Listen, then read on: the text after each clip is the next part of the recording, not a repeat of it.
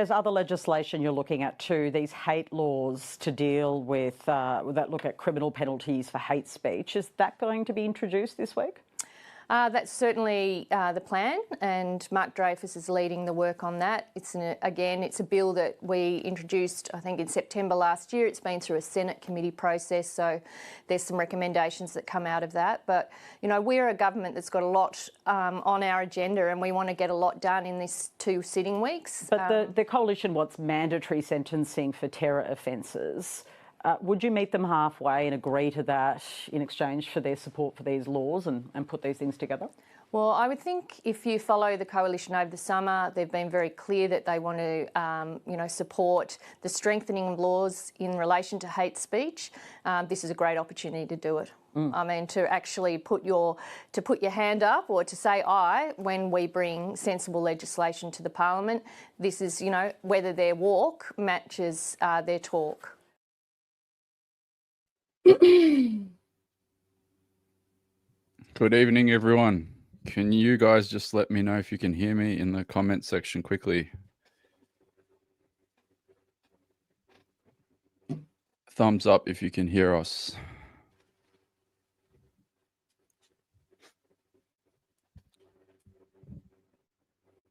Loud and clear, loud and clear. Yes, yes. Beautiful. We're back. We're back. November 28, bang, close your eyes, open your eyes, and we're back to bloody dealing with more infringements on our free speech.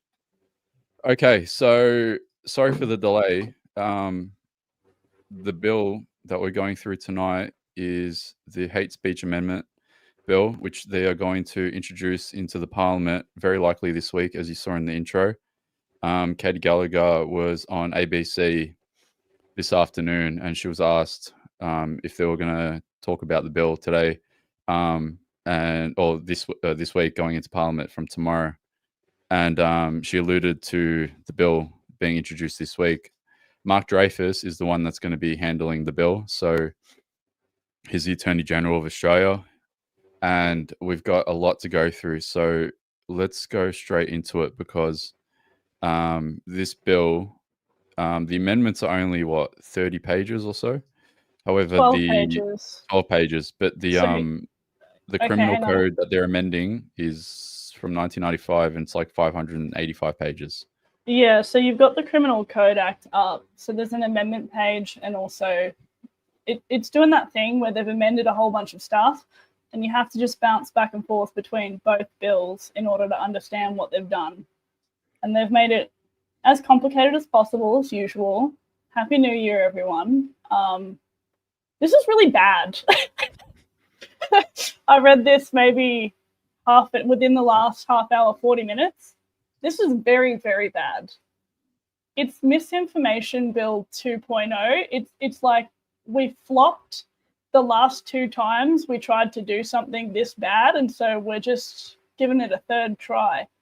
And we're using the Middle East as a justification to do it, is basically what I'm hearing out of the legislation. So I'm concerned. Yeah, the stars couldn't have lined any better. They've got the Attorney General, Mark Dreyfus. He's the one that's handling it's in his portfolio, this criminal code amendment. And I think everyone that's watching, everyone that knows that they're weaponizing current events to use as a scapegoat to pass these laws, because they weren't able to get the Senate united on the misinformation bill. So they've decided to weaponize current events in the news, let's say, as a way to get the community on board. Yeah. All right. So let's go through this. Are you on the right page? Because you're in the Criminal Code Act. I need the amendments. Yeah, I need the amendments. So I'll go through it, but because I'm still getting my head around this. We're all doing this together right now. This is half an hour old in terms of initial thoughts, but basically as usual, they've tried to loosen up certain definitions to make it easier to, I guess, bend to what they would like to see prosecuted. And that's like a massive issue. They've taken basically the term intention and they've applied the term intention, well, they've thrown that out the window basically. So it's now a basis of recklessness instead of intention. So I guess like broadly, if they wanted to slap you with an offence, it's very easy for them to do that with these amendments going through. Just based on really loosening up the criteria for what it means to even commit the offence in the first place. So, yeah. Okay. I'll just whip out my documents on my end because it's just easier. Yeah. And I think that's the Alright. scariest part about this. The scariest part about it for me is the fact that the terminology that they're using with, like, here. So I actually posted about this a couple of days ago. So, and Allegra Spender, she's actually put in a submission that we can talk about after. But the ECAJ, the Australian Executive Council for Australian Jury, they actually made a submission and they requested that the threshold for hate speech to be lowered to recklessness. And you'll see the term reckless and recklessness and the threshold of the interpretation of hate speech being brought up a lot in the criminal code amendments as well. Yeah, so I mean, it's going to save us a lot of time if I just explain this now because it is in the bill, but it's going to be referred to as we go down the page. But recklessness is defined as a person is reckless with respect to a circumstance. So they're reckless in regards to what's going on if he or she is aware of a substantial risk that the circumstance exists or will exist. So in other words, if they're aware that what they say might have that possible outcome, like that's a form of recklessness. So not considering an outcome of negative things said online is probably the primary goal here, I would suggest. Having regard to the circumstances known to him or her, it is unjustifiable to take the risk. And a person is reckless with respect to a result, meaning any harm that comes out of that circumstance, if he or she is aware of a substantial risk that the result will occur. So you might reasonably suggest that if you said something online that's a little edgy, that an outcome could be that somebody might take that on board and commit an act of violence because of that. So they're aware of the substantial risk. They have regard to the circumstances known to him or her, and it is unjustifiable to take the risk. The question of whether or not taking the risk is unjustifiable is one of fact. So like we would determine that, you know, you just can't justify doing something like that in light of the risk. So risk of like serious injury or harm would be a reason as to why you can't do that. Okay, and so if recklessness is a fault element for a physical element of an offence, proof of intention, knowledge, or recklessness will satisfy that fault element. So what that means is like as they're looking to apply like fault, like when they say prosecuting somebody for this, like this person was injured because this occurred and this was said. If this person was reckless and said something, and you could actually reasonably apply that to the incident that caused like that physical element of the offence, then that's a satisfiable like outcome. Like, yeah, you're guilty of this. You were reckless and therefore you're guilty of this. Even if it wasn't your intention to, you know, persuade someone or something to cause harm, you're still guilty of that because you were reckless. And it's reasonable to believe that that would be the outcome. So you can see already like the problem that we're dealing with here in the way of like, it's so visibly obvious that they are trying to water down what's actually like arguably pretty good legislation in the sense that it does protect people from, say, groups online actually outwardly encouraging violence. Like legitimate violence, not I'm afraid and I have like a lot of feelings violence. But I'm talking like, you know, racial attacks or like legitimate homophobic attacks where people are being encouraged to be bashed somewhere or something like that. You know what I mean? Like, these laws are like really serious laws and they exist for a good reason. And so what they're trying to do is completely bastardize them so they can flexibly justify what is and isn't hate speech or harm, and really just do whoever they want for it in court. So, yeah, half an hour into my thoughts on this, but already horrible, really, really bad, and very deliberately complicated. And you just know that, like, when they're trying to bury something important, the way that they'll jump you around and they'll remove certain things and just add whole sections of just ugh. So yeah, to the more boring bit where I'll go through and explain it. Let me just get my house in order here for 1 second. I'll just whack that on the screen. Okay. All right. So I reckon we'll jump straight down to 80.2a, section 1b. Yep. Yeah. So paragraph yeah, 80.2a of the Criminal Code omit intending that substitute to reckless as to whether. Yep. So this bit, so somebody does something intending that. We've now removed intending that and we've replaced it with reckless as to whether. And they've done that consistently through the legislation. So they're changing, gosh, what's the best way to say that? Like, they're changing the threshold, really, of what it means to commit that offence when they're doing that, because they're saying that you no longer have to actually intend people harm to be causing harm. And just the fact that you may not have considered properly that your actions could cause harm, that's enough to be liable for the outcome. And it's very strict about the liability of such things. So if you can just bring up taking away the mens rea. So mens rea is like the intention of doing a wrong, like the wrongdoing of a crime. Like when you have the mens rea of committing murder, that's having the intention, like the foresight to try to commit that crime. It takes away the deliberate nature. Yeah. So if you can just pull up the Criminal Code Act. Oh, whoops. What happened? 1 sec, sorry. Didn't even That's notice all right. that.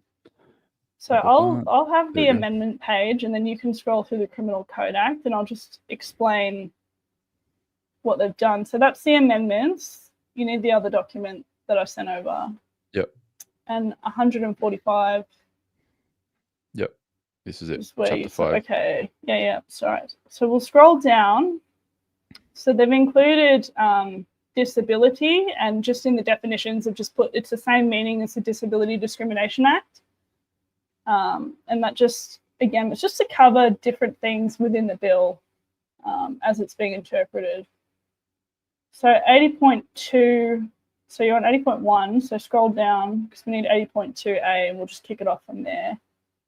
Yep. So it'll all be highlighted. Yeah, okay, cool.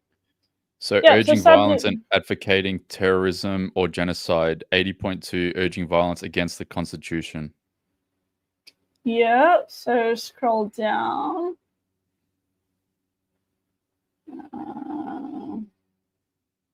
Keep going, because I'm looking for highlights. Yeah, okay, cool. Urging violence against groups, 80.2a, 1. So scroll down to the middle there so we can get a good look. Okay, so in this bill, probably stop there for a second. So in the amendment bill, it's basically said that point B, which is, if you can put your cursor over that, Anthony, just to keep that relevant for the people. So point B, the person does so intending that force or violence will occur. So that's gone from a person has done something with the intention for violence to occur to now a person does so reckless as to whether force or violence will occur. So a person just hasn't considered that violence might happen because of something they said or did, is basically what they've done with this bill. But that is insane. Furthermore, on C, and again, all of this is really congruent throughout the whole legislation. So explaining the bulk of this properly is going to make the rest of it make sense as we go through it. So the targeted groups section has been changed. So it's become more inclusive as to what a targeted group is. So we're no longer just looking at your real basics. It's now, so we're looking at race, religion, and they want to insert sex, sexual orientation, gender identity, intersex status, and disability. So you might have heard them yapping on the news about how disabled people are being impacted by hate speech and whatever else. And honestly, not really that I've seen. Like, I don't have the opinion that Australians have any problem with people with disabilities, really. It doesn't seem culturally on the pulse to me, but they've included that anyway. But And obviously, just like I was going to say, just like I said to you earlier about that section, when the news came out that 1 out of 5 Australians are allegedly on NDIS and are considered disabled, but that's the first thing that I thought when I saw that. I'm like, well, they're probably trying to accommodate for, you know, several million people that are falling into the disabled category because of that. actually, you know what? That ties into another part of the bill, because, yeah, they've changed the notes at the bottom, like when it comes to certain things. So, oh, I'm so annoyed. Okay, but that makes sense, because this could potentially be an attempt to limit criticism on the NDIS and whether or not people legitimately need it to some degree. And just on that, the foresight, the ultimate goal with NDIS, for example, and having so many people dependent on taxpayer-funded programs like the NDIS, the goal is to get everyone dependent on it. No one is able to criticize it. And then when it comes to having a social credit system, which is their ultimate goal, obviously, if you're down that rabbit hole, you know where I'm going with this. You can't criticize it. Everyone's on the system. And if you criticize it, there's penalty units. And like, this is where we're going. So the reason why this is concerning as well is it's not just that somebody was reckless and harm occurred because of that. It also opens the door for secondary offences. So things that are already in there in terms of vilification, but at a lesser degree. It opens the door here. So even if they just take this on and they say, we're going to try and get this person for doing X, Y, Z, if they haven't met that threshold, which is looking pretty loose to me so far, but if they haven't met that threshold, they can throw in a bunch of other sort of secondary offences.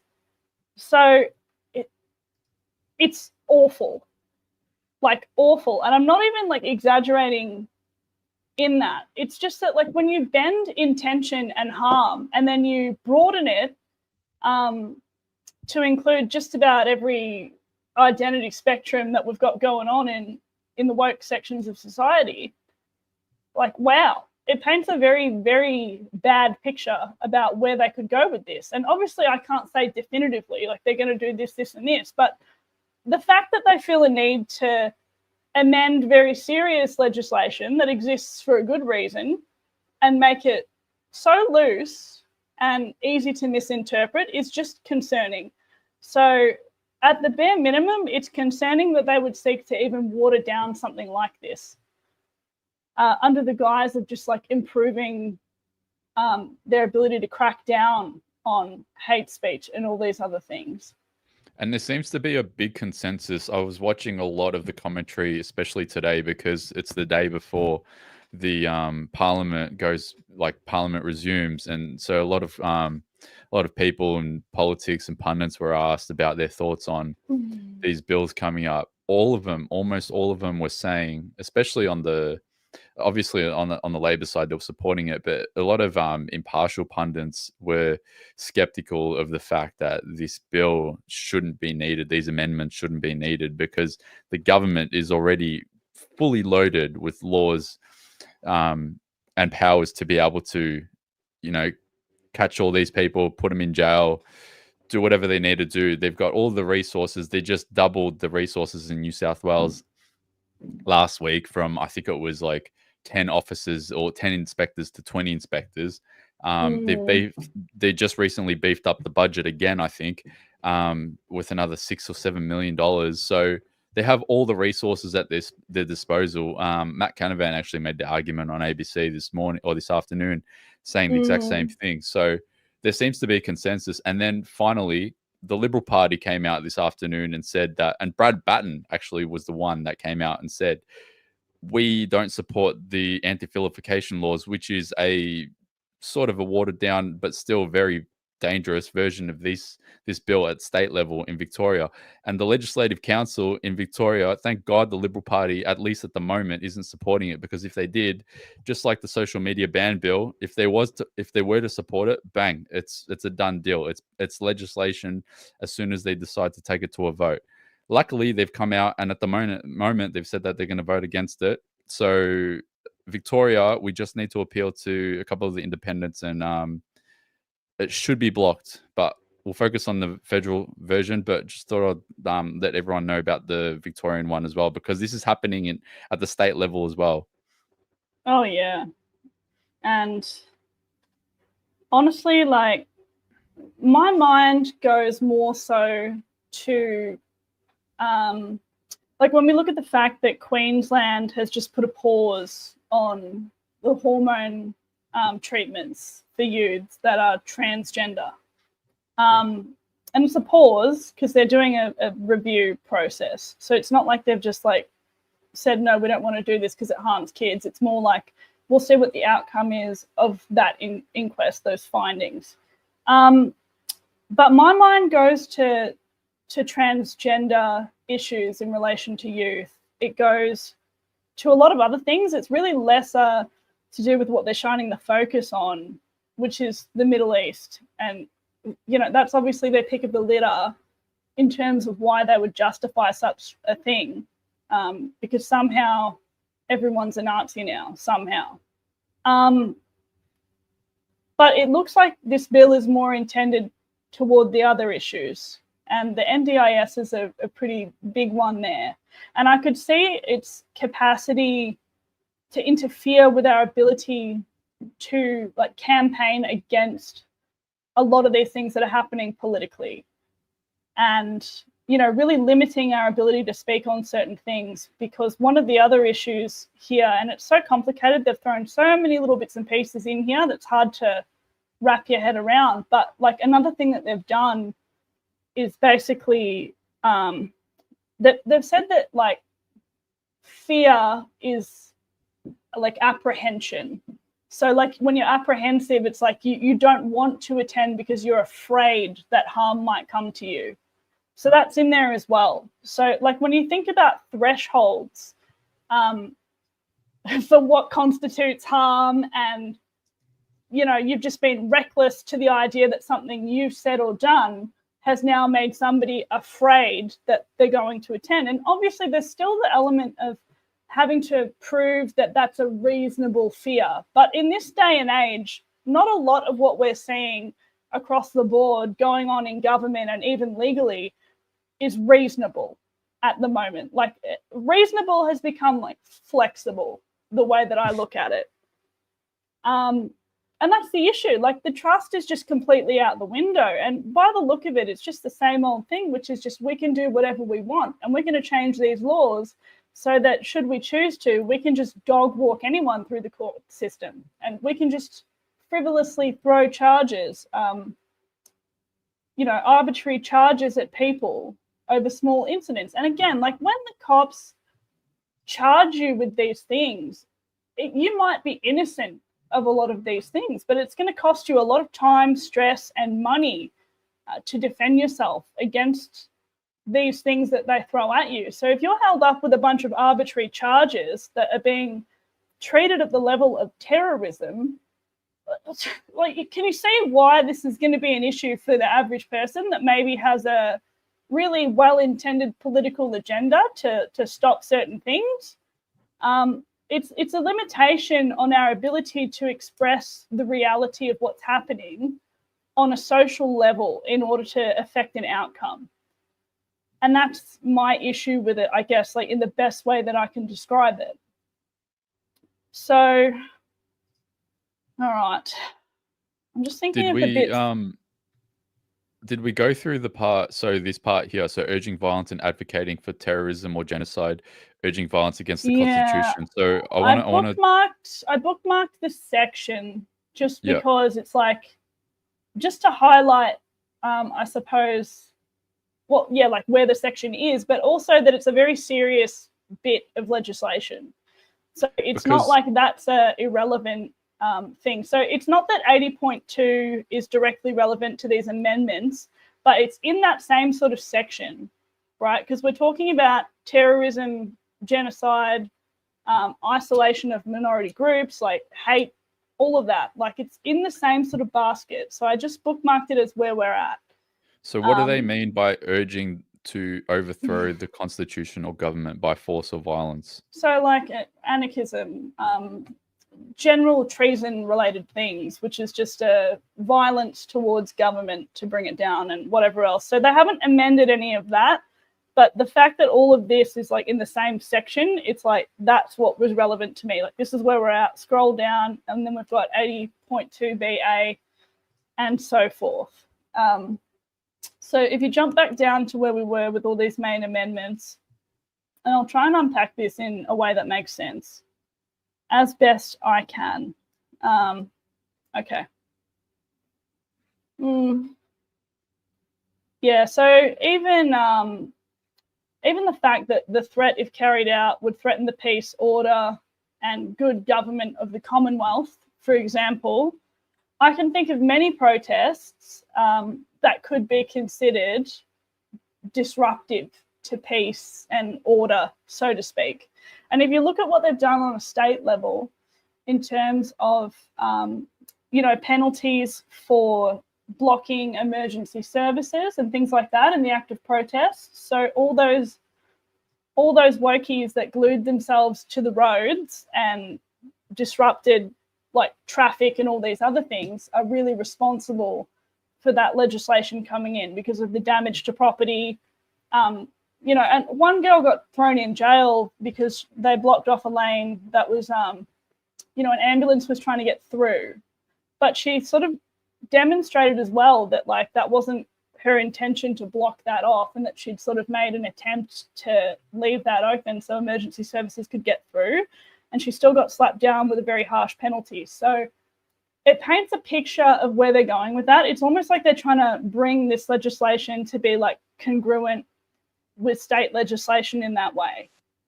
So for those that don't know, it's the climate activist, this girl here, Violet Coco. Yeah.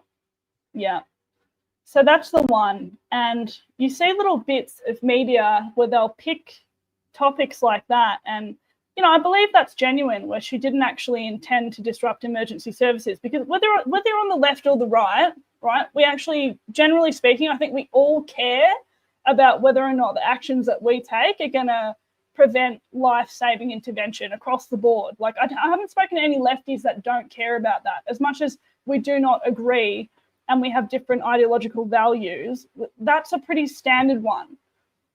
And so, I think that was, really disproportionate in terms of, because, we've been there. Like I've organised protests and traffic has been blocked, not for very long. But we've done a lot of different things that we needed to do in particular to like avoid getting shot at or, assaulted by police. And that could be interpreted as being disruptive or, being a threat to the order. And look at everything that happened throughout COVID, and it paints a picture as to why that's a problem. Like that really is getting in the way of, our constitutional right to protest. I don't know if you've seen the graphic, so I'll see if I can find it, but the thing that really frustrates me is that since COVID, they've been implementing, in a totalitarian tiptoe manner, different things to disrupt and destroy what it means to protest. So since COVID, in various states, they've brought in legislation where you need to get police approval, you need to get, a liaison from the police commissioner to be able to actually, coordinate the whole protest from start to finish, traffic stops and, the crowd control, etc. You have to go through all these different loopholes. And then not only that, in New South Wales, I'll see if I can pull it up. There's an image that was posted a couple of weeks ago of Sydney, where they want to make it so you can't protest near a place of worship. And then there's like circles, I think it was in Melbourne actually, there's circles where within all of the radiuses of each location, you basically take away the whole of the CBD just because of that law. They're basically trying to make it so it's illegal to protest. Yeah. With current events as the excuse. Yeah. And what's funny about that, and I just mean the audacity, like when I say that, like the New South Wales permit system, I don't think that would be upheld if they took that to the High Court, just because of the way it doesn't intersect well with our constitutional rights. Like we do have a right to protest. It's an implied right, but like it's there. So when you sort of weigh it up, and I guess that's the problem as well. A lot of our rights, unless they're sort of directly like in there, it's an implied right to do this and that and whatever. And as you start gradually changing the rights, at a state level, federal level, all of these laws start to stack up to create the status quo for what is acceptable. So it's no longer what we were looking at prior to that. It's the now, and it's really consistent across the board.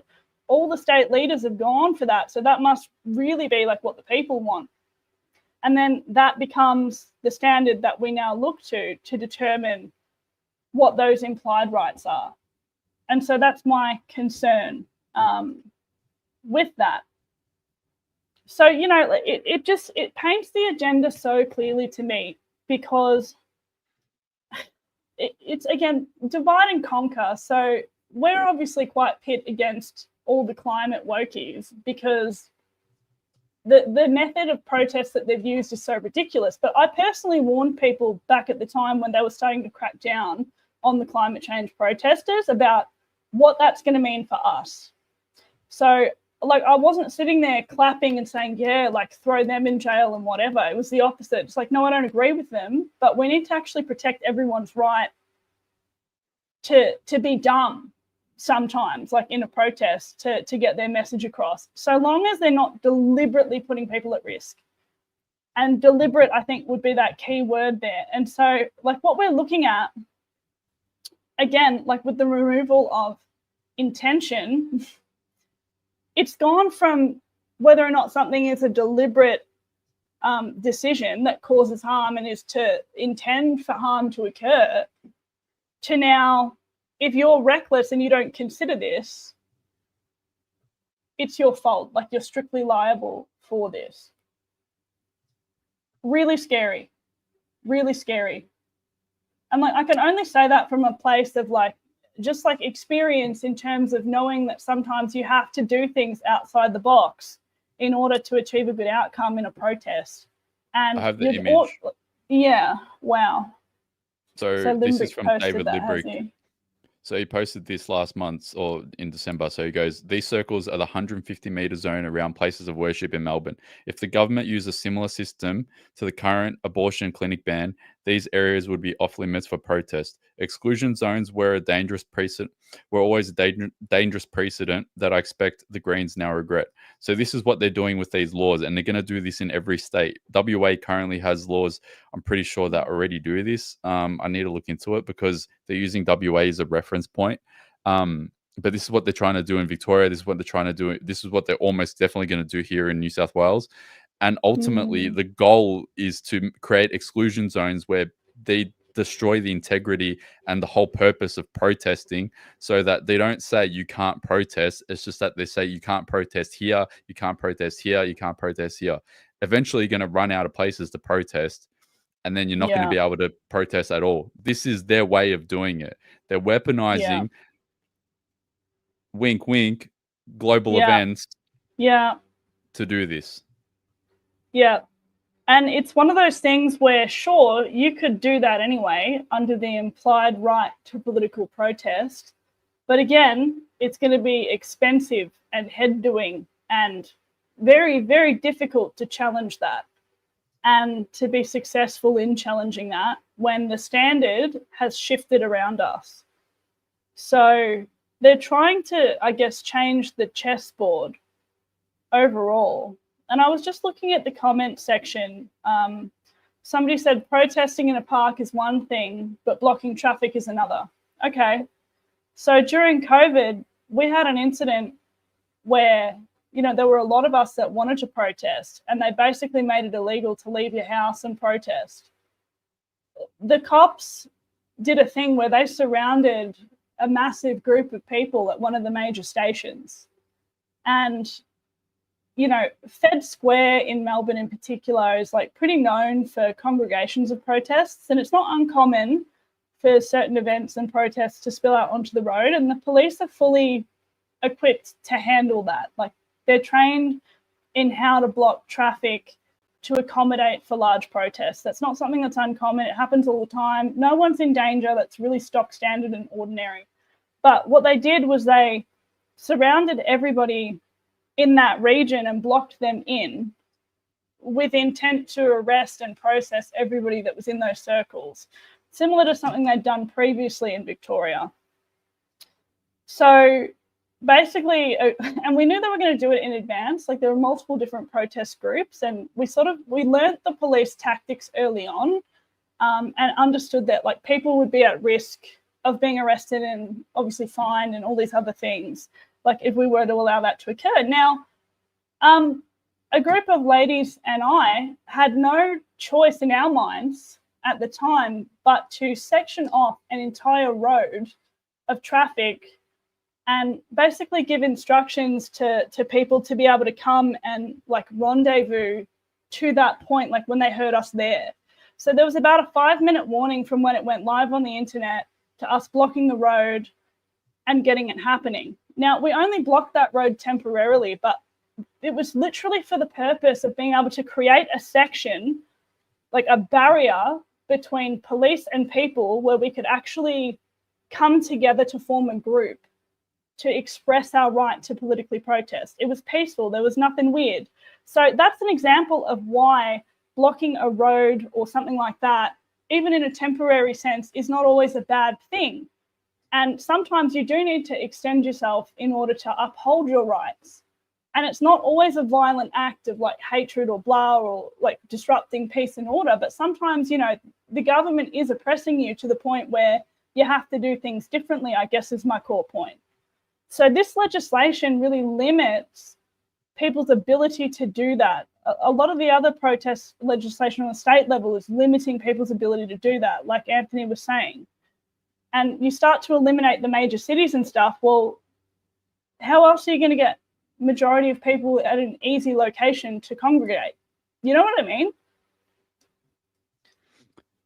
Yeah. Yeah. So full on. So with this, look, this always bothers me when I see stuff like this. So a person, a targeted group urging violence against groups. The targeted group is distinguished by race, religion, nationality, national or ethnic or origin, or political opinion. Does it say what political opinion means? What's the interpretation of that? But, well, the interpretation is it's there, but it can really be cherry-picked based on what's popular at the time. Yeah, so that's what I was thinking. So they're using this for the timeliness of whatever is happening in the political space. Yeah.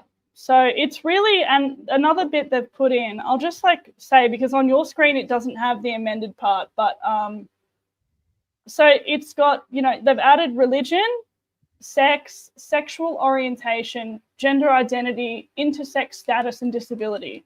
So that broadens the scope of marginalised groups. So, you know, obviously you've got the political opinions and whatever, but then further down, just in the amendments, they say for the purposes of those paragraphs, the person may have in mind a combination of attributes mentioned in those paragraphs. So there could be a loose bunch of attributes listed there in terms of what you could be potentially hating on or ways you could be potentially putting those groups in danger. And that's like a discretionary thing where they can sort of like pick and mix what they think that you're being hateful about in a potential sense. So, yeah. So if we go down to 80.2BA, yeah, okay. So there's a 2BA and 2B. It's a very, very big bill. The, what page am I on this one? Code. Yeah, so we've got to keep going down. So there's 2B and 2BA. So what's the page number? I've lost it. No, so you're in the amendment section. You need to jump back to the big bill. Yeah. What was the page again? 145-ish. And then you just sort of scroll down. Got it. Okay. Yeah, so give it a good scroll because it's much further down. And we'll get through that. So you've got to go all the way past 2A and there's 2AB. Okay.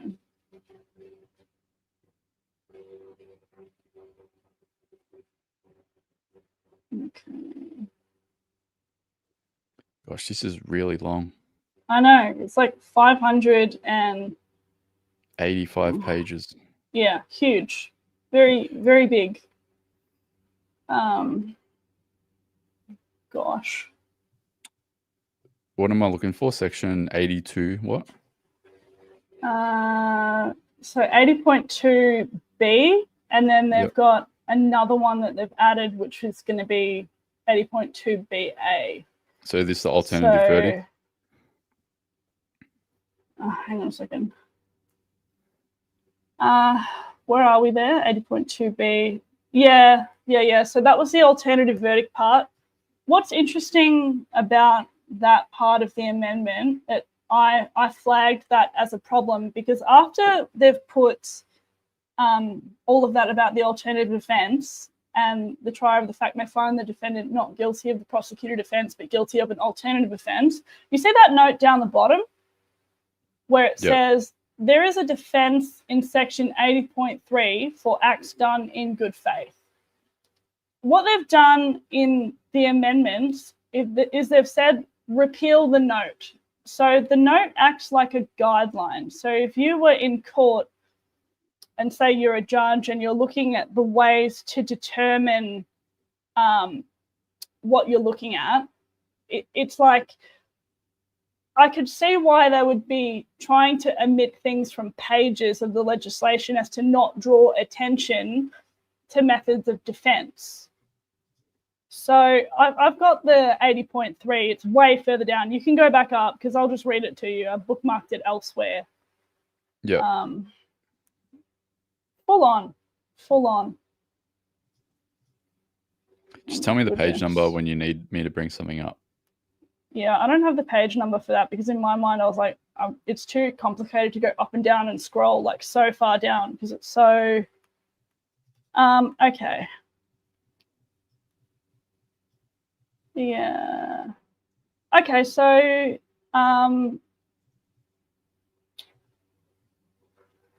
it's like part of it is like good faith is like when you're sort of trying to change an outcome of something,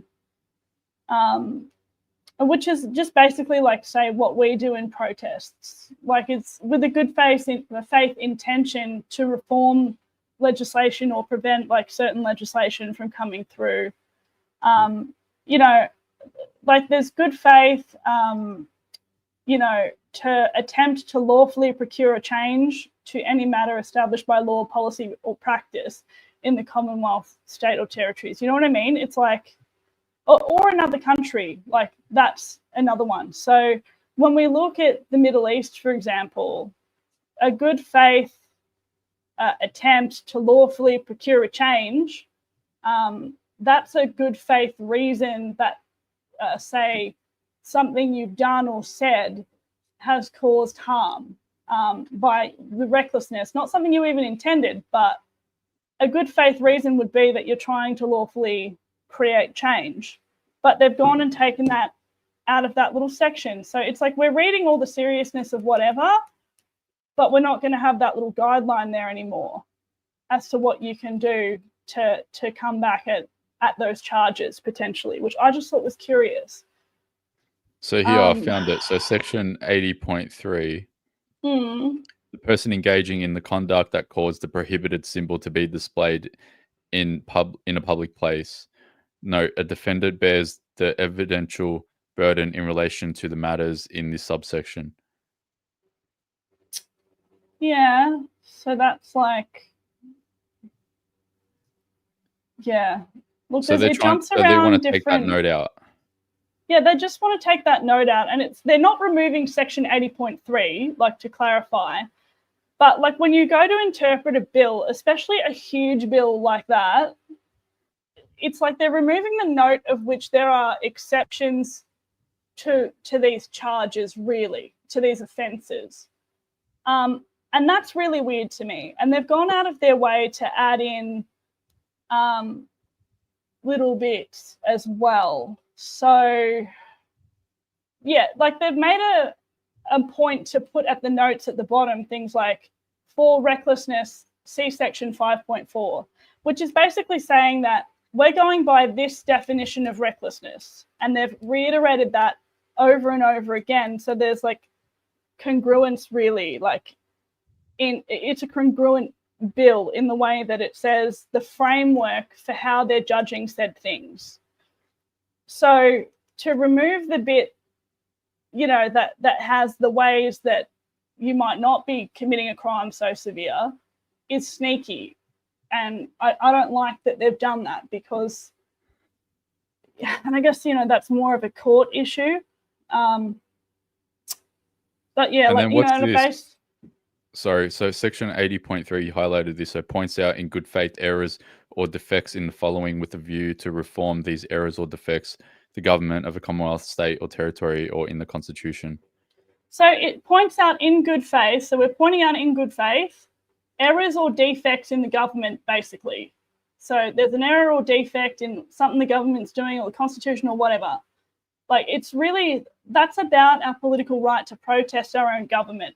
So it could be considered a defect for them to say it's illegal to protest outside a religious institution, for example. That's a defect that makes it almost impossible for people to congregate.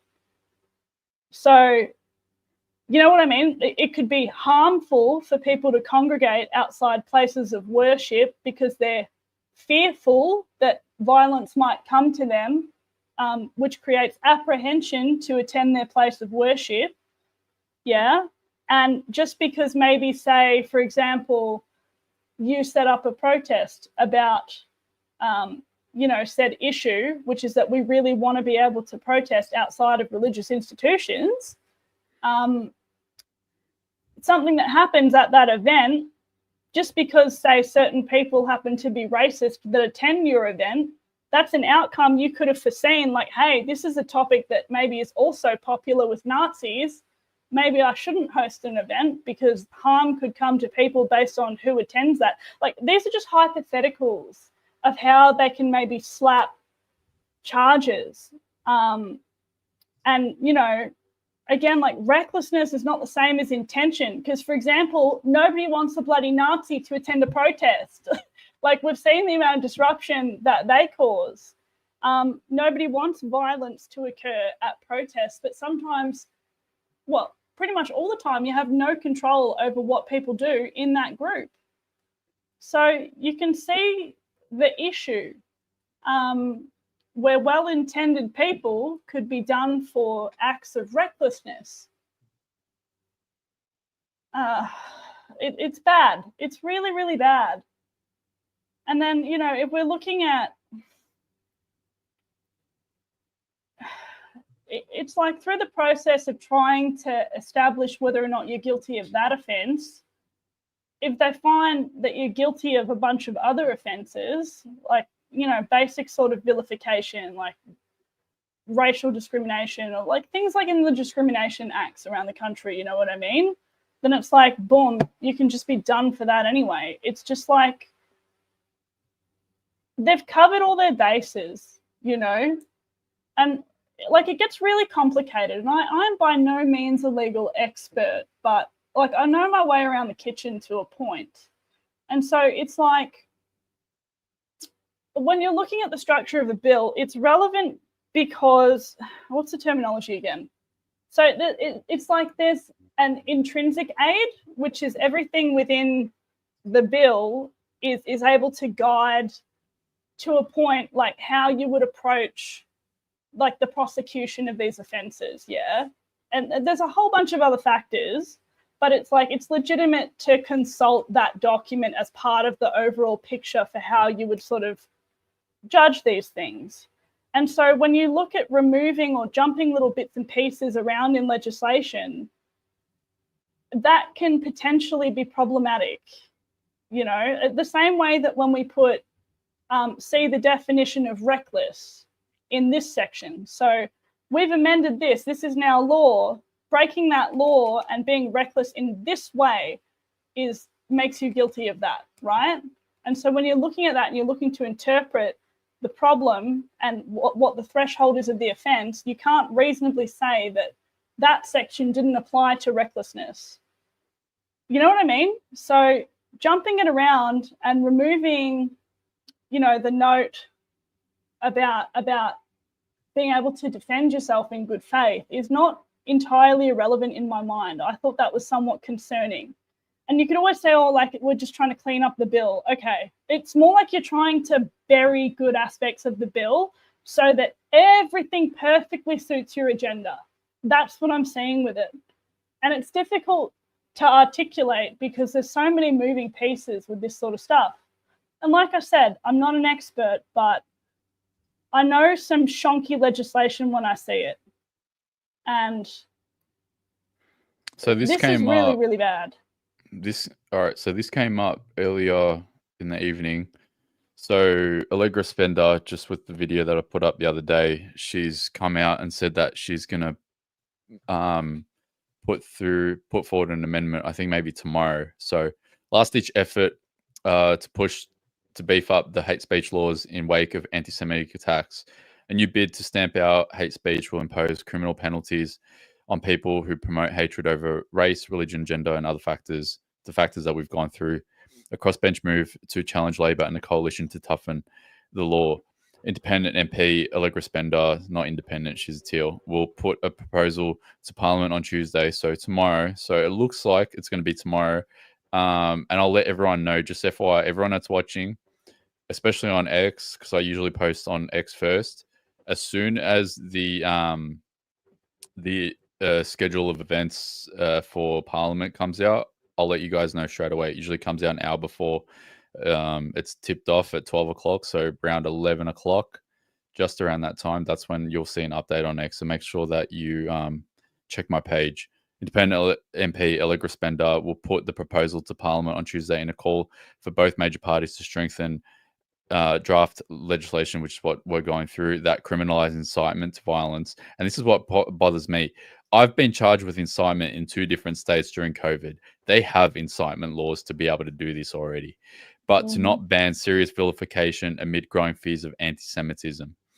Spender said the government bill to tackle hate speech was too weak, which I think we all know is absolute rubbish, because it did not prevent clear cases of public speech that sought to provoke hatred. And who interprets these things? This is what we're going through, such as calls that echoed attacks on Jews during the Holocaust.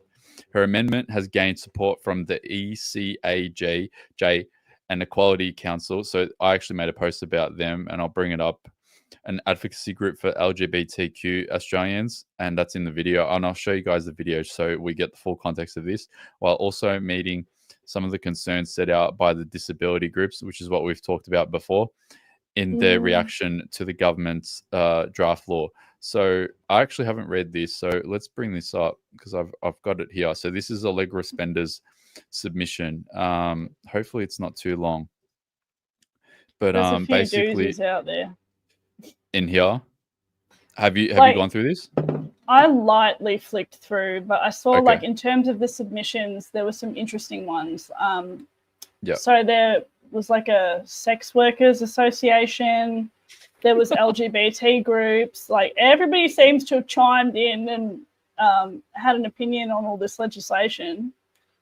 So, my goodness, where's that list? I've got so many documents open. Like, if you can see my computer, if you have OCD, it's going to be problematic. Like, there's so many open pages. So I'll go through Allegra Spender while you bring up the next part.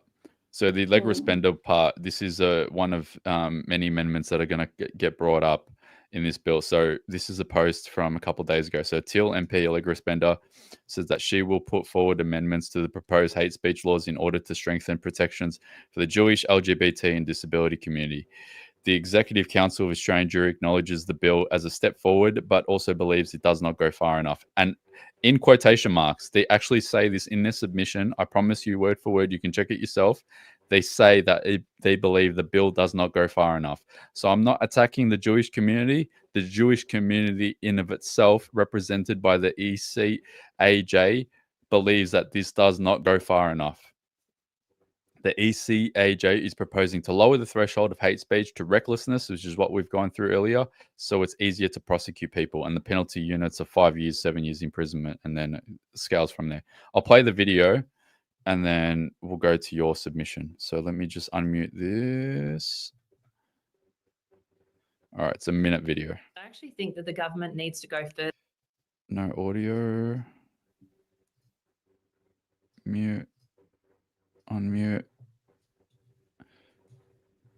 I actually think that the government needs to go further in this, and these are conversations I'm having with the government at the moment, and I'll be putting forward amendments to those laws, because one of the biggest areas of concern for the Jewish community has been the sort of hate preachers. You know, there was some preacher who basically called for the final solution of the Jews, soon after the October 7 attack. And we all know what that stands for, but even under the revised government hate speech laws, that would not be captured. But it also applies to other parts of the community, including the LGBTQ community, including the disability community. Those communities have also been targeted with this sort of serious vilification, which is currently not covered in these sort of incitement to violence laws. And so I'll be putting forward amendments on that basis, and I'm urging the government and the opposition to back these, because this is part of the infrastructure we can put in place to actually protect our communities. That's absolutely critical. And just another thing that came out earlier this morning, I believe it was Murray Watt, everyone's favourite Labor minister. I believe Murray Watt, and I'll see if I can find it here. He came out and said that the Labor Party will not. Here we go. I found it. So, Employment Minister Murray Watt has confirmed federal Labor will not be introducing mandatory minimum sentences for active Commonwealth terrorism, despite the coalition's pre-election promise to legislate the measures in response to rising anti-Semitism. So there's a lot of moving parts. Like some ministers are saying they're going to propose this amendment, and then some ministers are saying that they're not going to support this and they're going to support this. So the reason they've done that is just because their voter base are attending all the protests about the Middle East. Like, it's very simple why they've done that. It's not because they've decided to be reasonable people. Yeah, no, that's exactly it. So they don't want to imprison everyone that goes to the protests and everyone that is a part of their voter base. Labor is trying to protect their voter base. They're only going to target people like us, for argument's sake, and say, hey, you are inciting the fear into someone that is a part of XYZ community. They're gonna take this to a criminal court, and then all of a sudden they're gonna penalize us under their penalty units, but it's not mandatory to target them. But because they want to cherry pick who they target, they'll come for us. Yeah, I mean, I reckon you should whip out the Attorney General's submission, because that's just very telling. I'm just flicking through it now. I haven't even had time to go through the submissions because I was busy trying to unpack the bill. full think the on. So interesting- if I was No, just go going on. to say the interesting about this is that just like all the other bills that we've contested over the last year and a bit now, there's only 40 submissions. I thought there would be a stack more. Well, it's been really quiet, hasn't it? So a lot of people got copies of this beforehand. I'm not sure when they actually dropped the draft of that legislation. But I was today years old when I found it. So, you know, I'm not certain. All right, so I'm bringing up the Attorney General's one. Yeah, so I've just sort of skimmed it. 1 second. On page 4 is where I'm at, where, you know, it's very clear how they feel about it.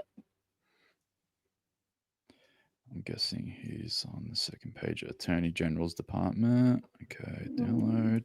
It's submission 28. Got it. This one? Yeah, Yep. cool. So page Okay. 4. Yeah, Is everyone all right, in the chat with us? Everyone in the chat still with us? Just give us a thumbs up, just so we know and that give it you're a still share tuning while in. you're at it if you feel like doing so, because I'm really sure this has not gained momentum yet as a topic, but it definitely needs to. It needs to gain momentum. Just everyone, if you can quickly go to everyone that's watching on X. I know this is a cumulative total 2,100 people, but if everyone can just quickly click out of X and just share the live stream, let's try to get this to 100 shares. There we go. It's already ticking up. Everyone on X, just quickly click out of the live and just give it a retweet. So let's see if we can get this to 100 as quick as possible, because this bill, very likely by everything that's come out in the media, with Allegra Spender saying that she's going to put in a bill to amend the amendments. And then also you've got everyone's favorite minister, Katie Gallagher, saying that she's going to most likely have this presented in Parliament tomorrow. We need to get as much attention on this as quick as possible. I know they sort of jump scared us with this, but it is what it is. We've got to do the best that we can.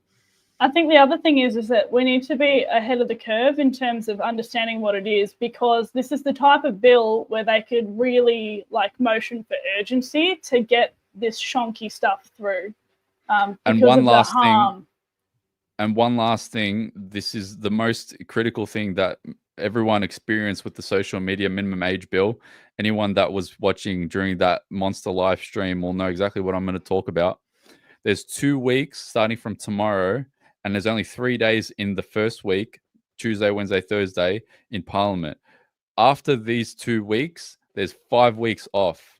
So what they're going to do, just like the social media minimum age bill, is that they're going to debate this week.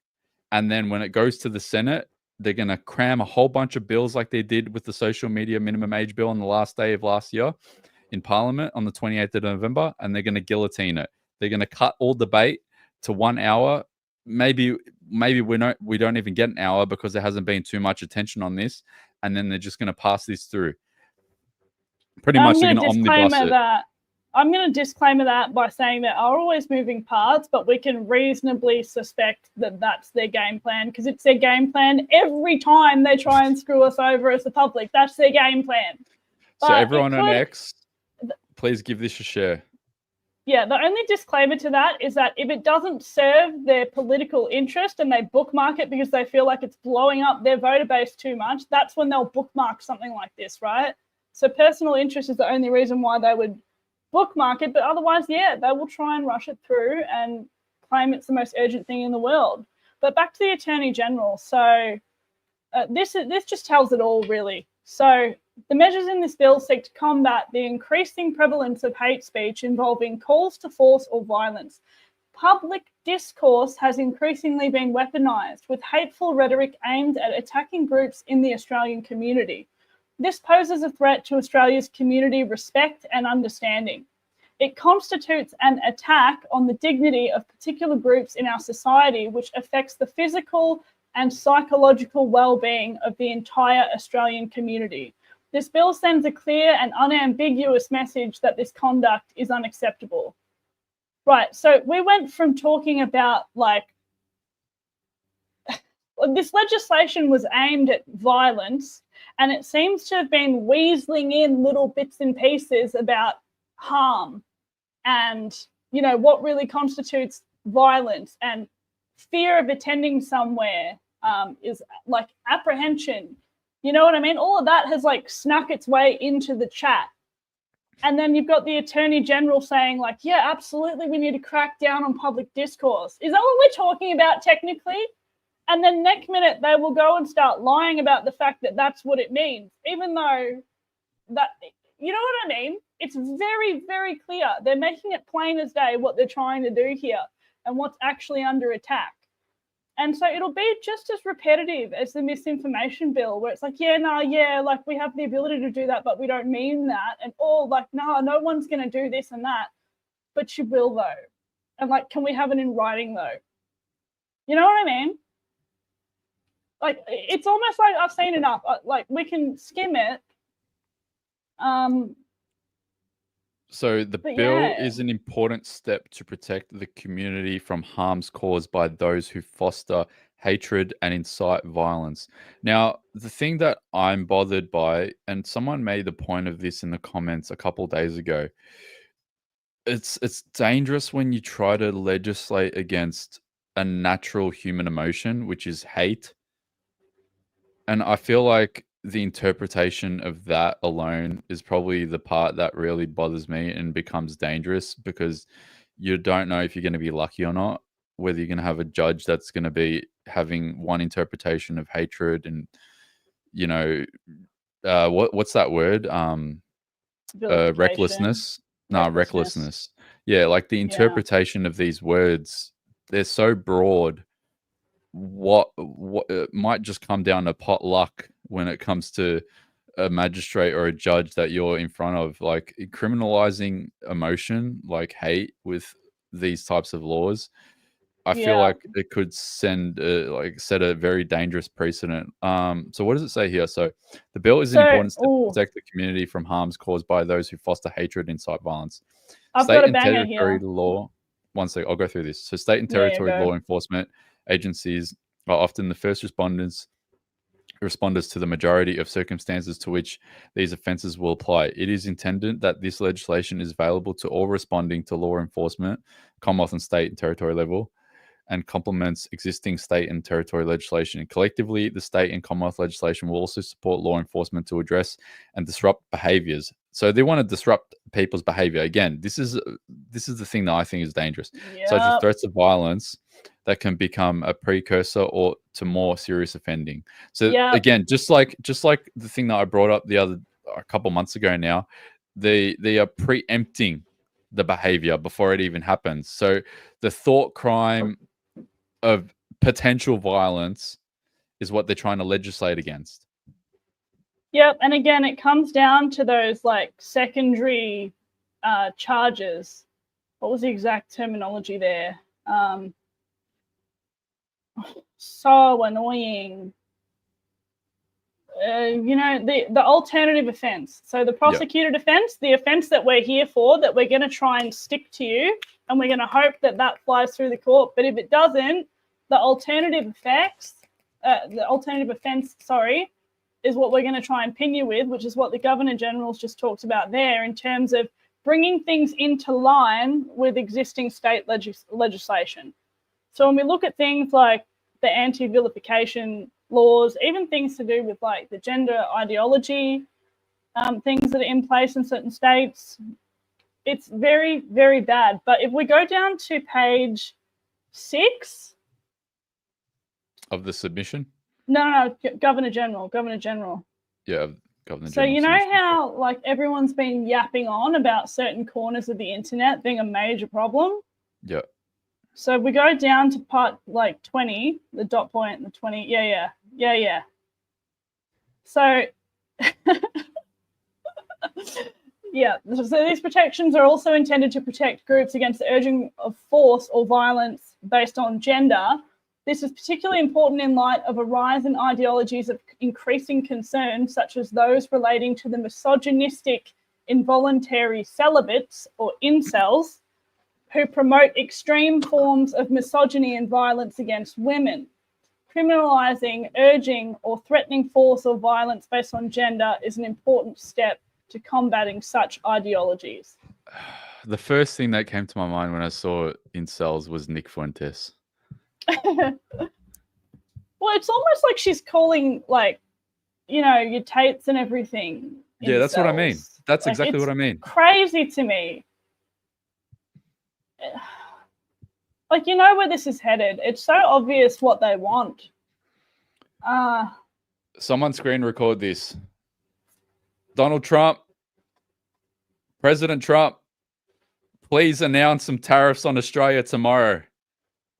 No, I don't want to pay more for my international goods. I buy lots of clothes online. Come on now. We need the censorship industrial complex in Australia to be taken down. You promised that you were going to do it globally. You were going to take it down. Please announce tariffs on Australia tomorrow. We need 5,000% tariffs on all goods and services in Australia. You know what they should do instead? They should just get Elon to delete all their Twitter accounts in the Australian government until they stop being commies. Like, I think that's a really good way to go about it. Just something crazy. Like, we need to feel something other than like dread and despair for all the crap they're doing in this country. Are there any other good parts in his submission? I mean, look, I'm just like skim reading most of this because there's so much. The disability focus is concerning to me because off the top of my head, I can't think of any other issue aside from people's political issue surrounding the NDIS and how available it should be and to what threshold it should be available. I can't think of any other issue surrounding disability that's really a threat to disabled people, like in society. I'm not clocking what the agenda is outside of that. So let's just go through his interpretation of offences. So the new offences would apply here. A person threatens to use force or violence against a targeted group or member of such group. If the person is urging violence against a member of the group, the person does so because of their belief that a targeted person is a member of a targeted group. So just the belief. So like that egg incident, which is a perfect example. So apparently 3 guys were arrested in Bondi. They believed, because they interpreted that a few females or one female, I can't remember, were wearing clothing that made the guys allegedly think that they were of the Jewish faith. That's why they threw eggs at them. So just because they believe that they are part of a targeted group, this is what they're trying to criminalize. So the guys that threw the eggs at the Jewish people allegedly in Bondi the other day, under these new offenses and the new penalties, they would be sent to prison for up to 5 to 7 years. Oh, another little banger they've got in there is that the person, like the offender, only needs to be proven to be of the opinion that someone is part of that protected group, right? So if it turns out that that person is not actually of that faith, for example, but they reckon that the perpetrator thought that they were, then they still get done. Like the person who's defending themselves against all this nonsense still gets done under this legislation. So it's irrelevant whether or not it's even factually true that that person was part of a marginalized group. That's cooked. And I can see like why it exists, but of course, like when you look at legislation like this, what you would expect from legislation like this is that there's a very high threshold for what it means to be hateful and violent towards people and to cause people harm.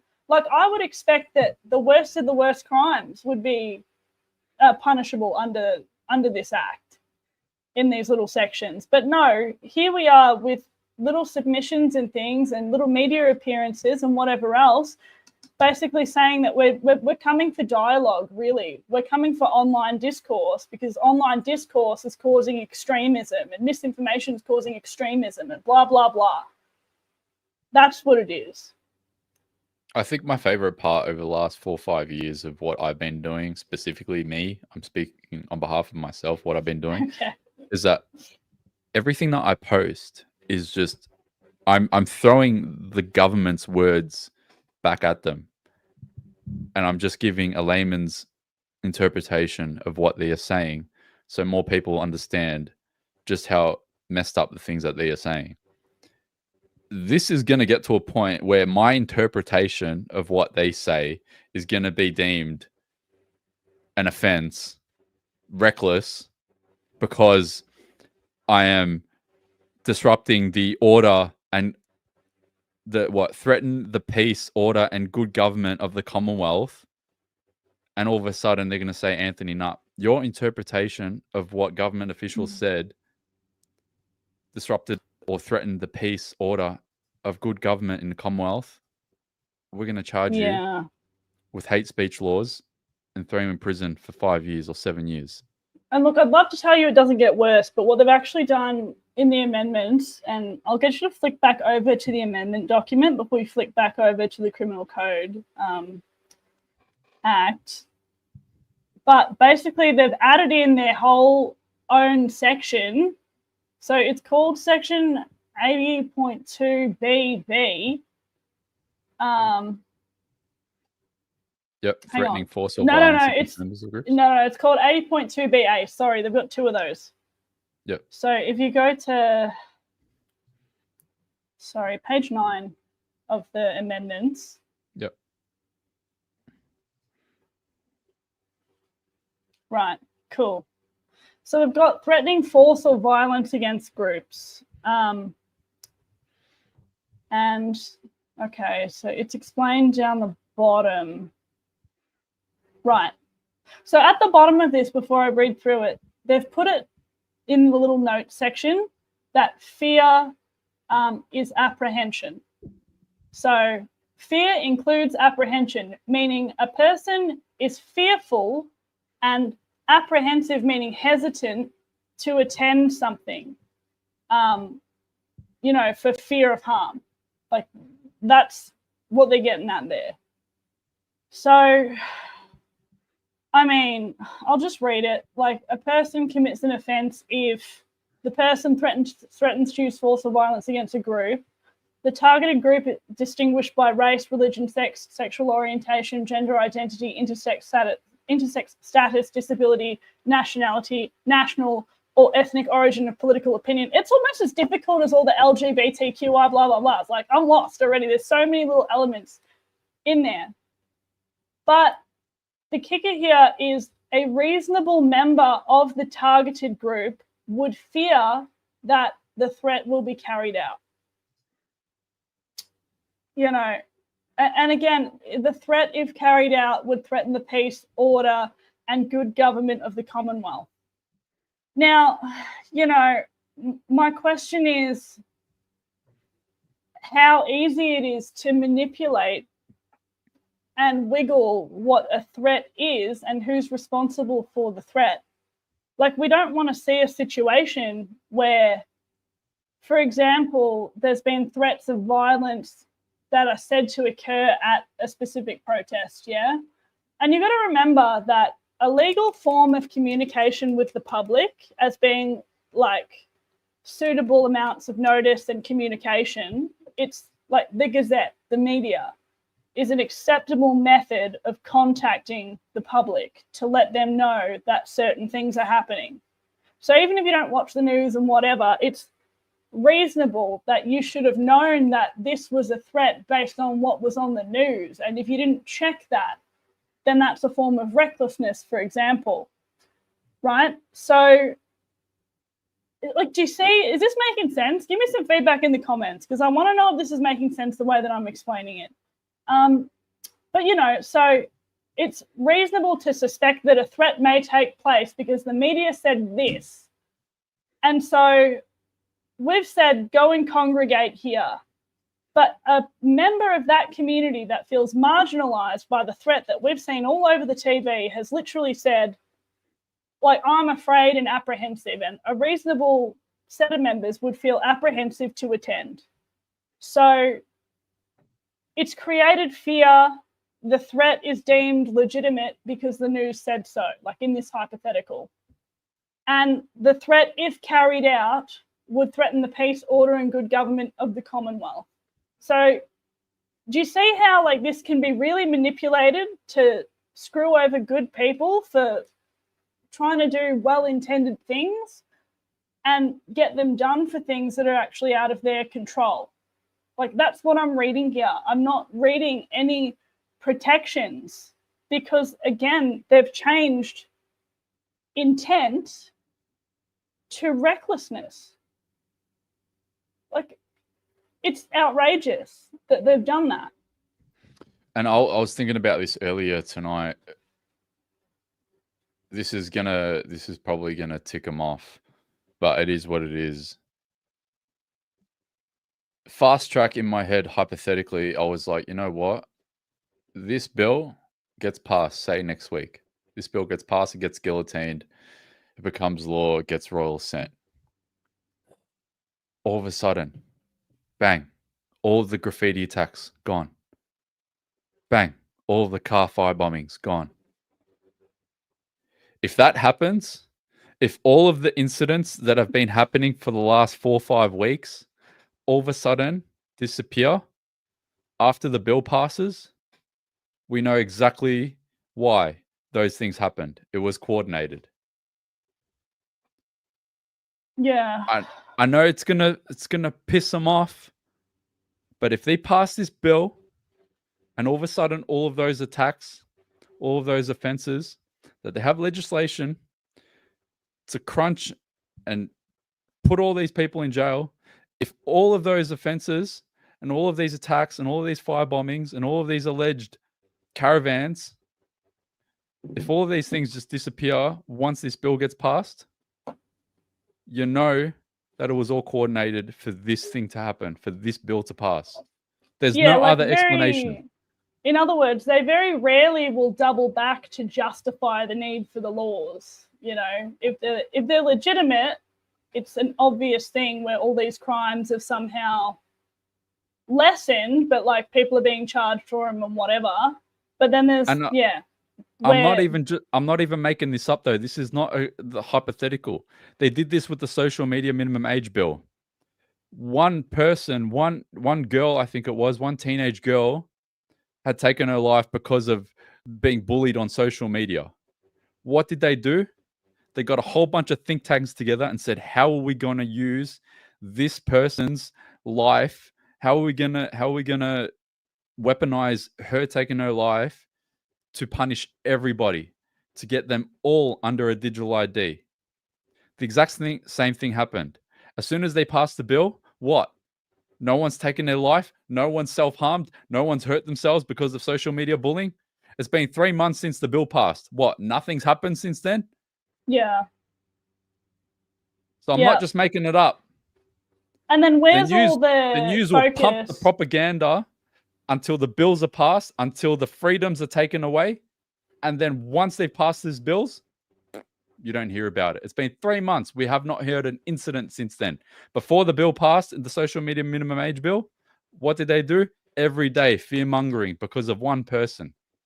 Exactly. And if it was a serious problem, we would see things about like different advocacy that's happening to help educate parents and young people and to help them deal with the fact that they may not be on social media much longer, blah, blah, blah. But no one cares. No one cares. We're on to the next restriction of liberties. And well, again, the simple fact is that laws should not be open to interpretation to such an extent that it's a liability for people that are innocent of the implied threshold. And it's like the threshold was very clear before as to what it means, and now they've scaled it back. Recklessness. It's no longer intentional. There's, you know, we can imply that somebody was guilty of something, and that's going to be enough to fly. It's just the slaps in the face just keep getting progressively worse, and I'm not really sure. It's like, have we had enough yet? Because it's going to come to the point where we can't talk about things like transgender ideology damaging children because it's harmful. The idea that, you know, like it's trans erasure. It's causing apprehension to attend the streets because there's a protest about something, you know, like it's what I'm reading. And we need to be able to reasonably contest these things. And the fact that they, you know, again, they removed that little note about acting in good faith being a defence when it comes to this legislation. So they're not there to remind people of the ways in which expressing themselves is a positive thing, or justifiable rather. They just want you to be afraid to even have the audacity to express an opinion that they don't agree with and they want to come down on. And it's a form of just intimidating the public. That's what they're doing. They want us afraid of what could happen to us for raising legitimate concerns in the way that is best available at the time. And cracking down on where we can protest is hugely, hugely relevant to that. So is there anything else in here? So the fault element, what's this about? Yeah, so the fault element, meaning to find somebody liable, like at fault for the damages that have occurred, or like physically or whatever the fuck it is, recklessness. So it's not that you intended for something to happen, it's that you were reckless and therefore you're at fault because you didn't see that coming, even though you didn't do it or say it directly. Yeah. And strict liability applies to those paragraphs. So you are liable. There's no question of liability when it comes to that. And again, the person may have in mind a combination of attributes. So it may not be that somebody was of that faith. It might be because they're gay and somehow you knew that they're gay. Like, you know what I mean? Like that person was wearing a pink shirt and so it's reasonable to assume that this is a hate crime. Anything. They can grab any attribute. And again, that person doesn't even need to be, for example, gay. It can just be that they've proven that you thought that person's gay. So I don't know if I have good news or not, but one thing that I do want to do is I just want to bring up one more submission, but because it's 9 pages, I don't want to go through the whole thing. So what I've just done is I've put it into Grok and I've got Grok to give me a summary of it. So the submission...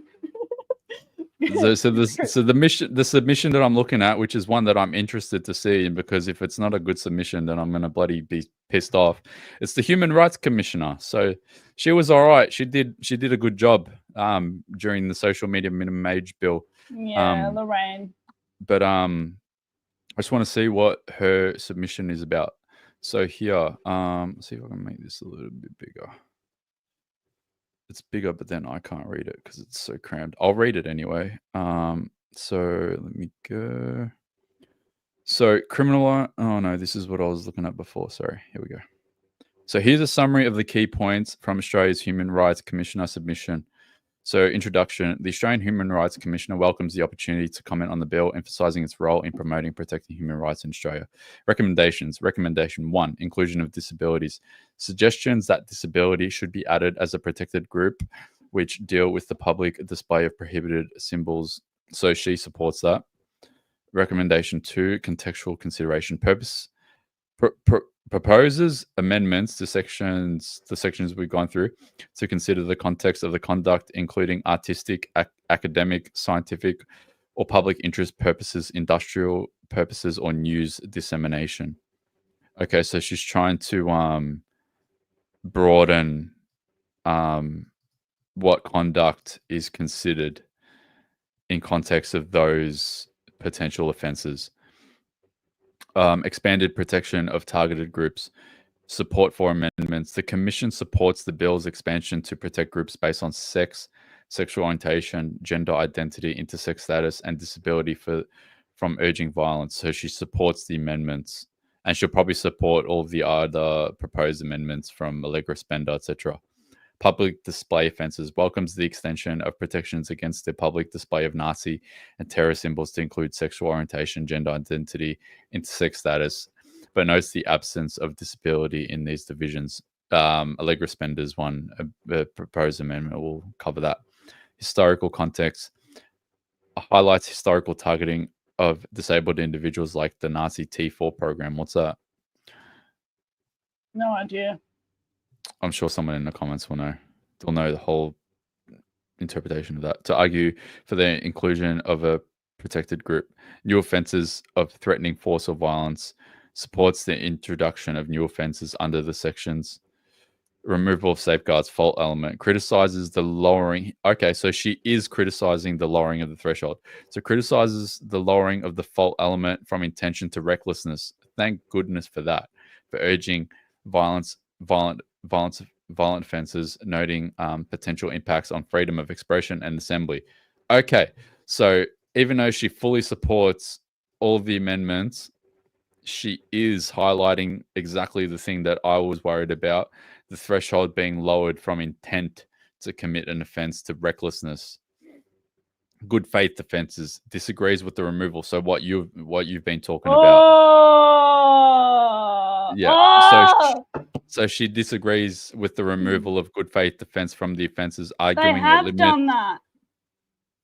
it limits judicial discretion in considering the context of the conduct, potentially affecting freedom of expression and assembly.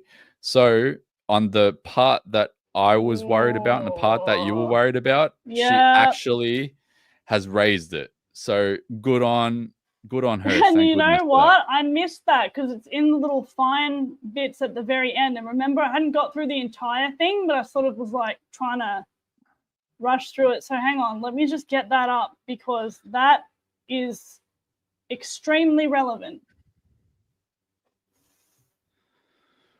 I'll go through the rest of it to my son. Impact on children raises concerns about the application of these laws to children, especially without contextual considerations, additional considerations.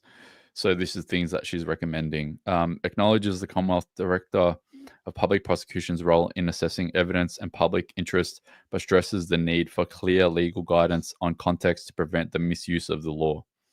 The submission by the Human Rights Commission focuses on enhancing human rights protections while cautioning against overly broad and misapplied legislation that could infringe on fundamental human rights. All right, beautiful. I'm glad that she's highlighted that.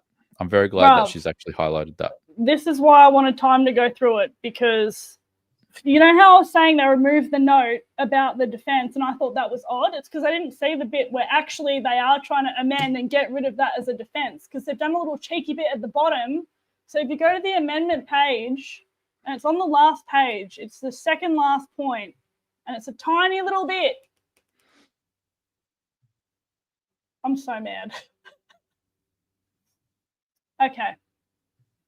So they've said subsection 80.3(1) after and C insert other than sections 80.2a, 80.2b, and 80.2ba, meaning all the bullshit they just amended, it's not a defence, basically. They are trying to remove good faith as a defence.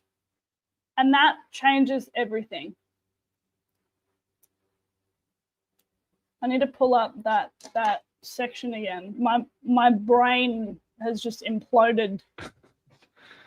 I hope everyone that's watching is enjoying this. I know we sort of pushed it a bit late, but there was like 700 pages in total to try to go through as quick as possible. But yeah, if everyone that's watching on YouTube, on X especially, could you just give it a quick share? Because like I said earlier, and I'm going to smash this until the cows come home, this bill is going to very likely get introduced tomorrow. And we've only got maximum 2 weeks by the looks of it to try to get this bill. Your browser has lost connection to screen share audio. Okay, I'll just refresh the share. But if everyone can, on X especially, just click out of the stream quickly and just give this a retweet. Let's try to get this to 100. So I'm trying to find the exact bit where they've inserted that. Yeah. So I just brought up what that T4 program is. Nazi officials assigned people to this program largely based on their economic productivity. There's so many terms. Like the one thing that I really hate that I wasn't interested in when I was in primary school and high school was history. I need someone to give me a layman's terms history lesson on everything. The goal of this was to, I'll let people read it, with the mental and physical disability. Wow. I'm so annoyed. Interesting.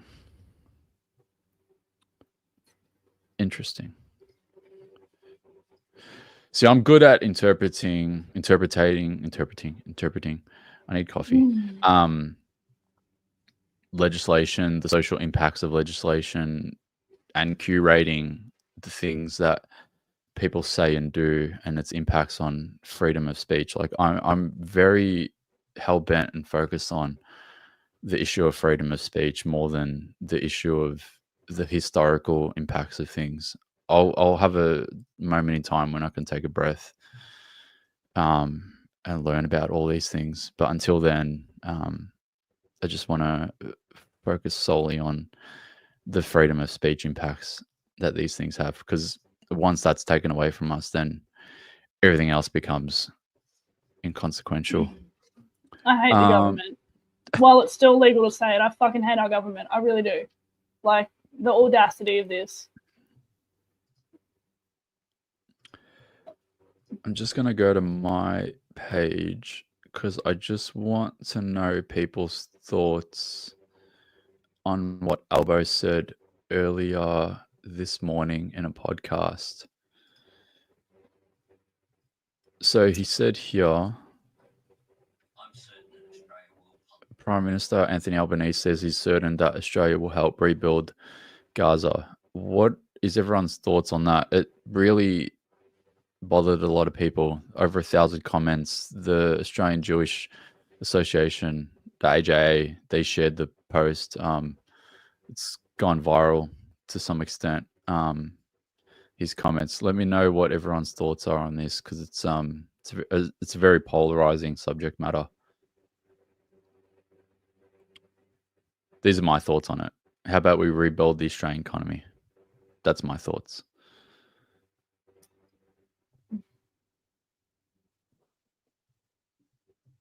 I So- can't hear it. Are you going to play it? Oh, no, I'm not playing it. Okay. Because this is the thing. Like, immediately I'm going, how can we get this in the bin? The easiest way to get this in the bin is to get the lefties upset about it, because thankfully we're in an election year, yeah?